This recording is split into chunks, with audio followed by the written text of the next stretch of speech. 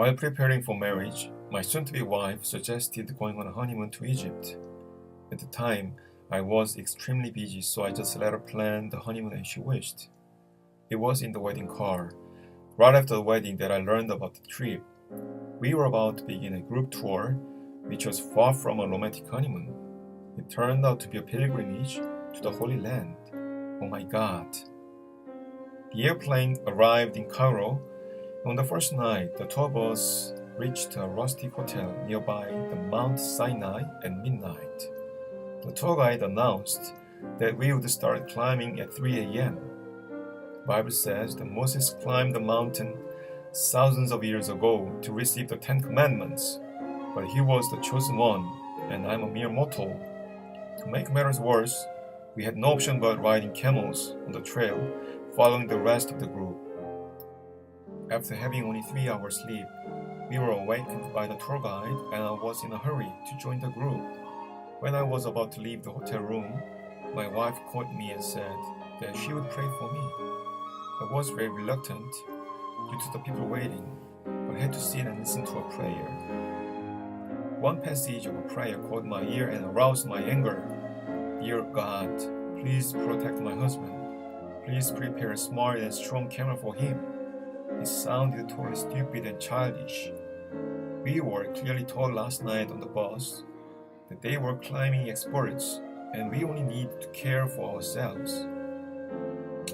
On the trail to summit, the camel ride was okay at the beginning, but my camel got gradually slower and others passed us.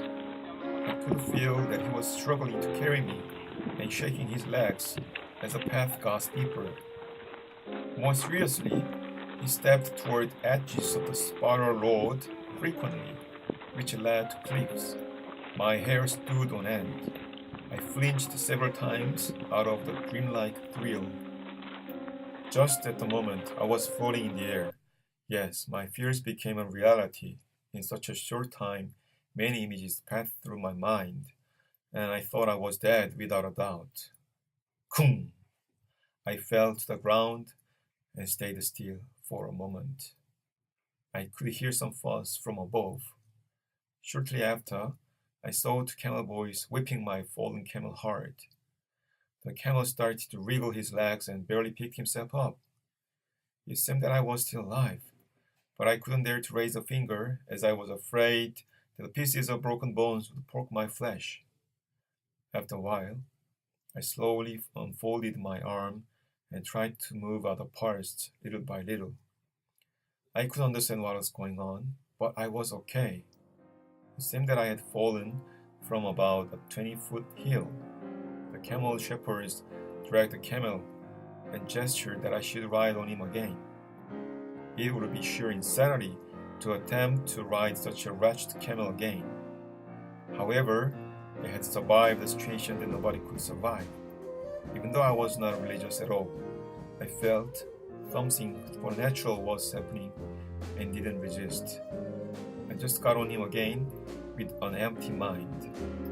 As I climbed the last bit, stone silhouettes began to form in the distance.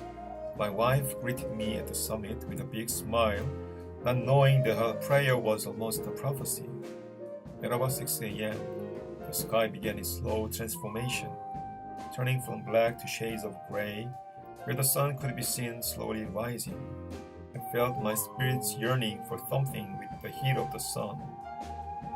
Could seeing the sunrise at dawn, following a near-death experience, change the way I perceive the world? The descent did provide some time for me to truly appreciate what was hidden in the dark. Most people said that if they had seen the path during the day, they would never have done it. I passed the spot where I fell with the camel. Stones with razor-sharp spikes littered the area and made me dizzy.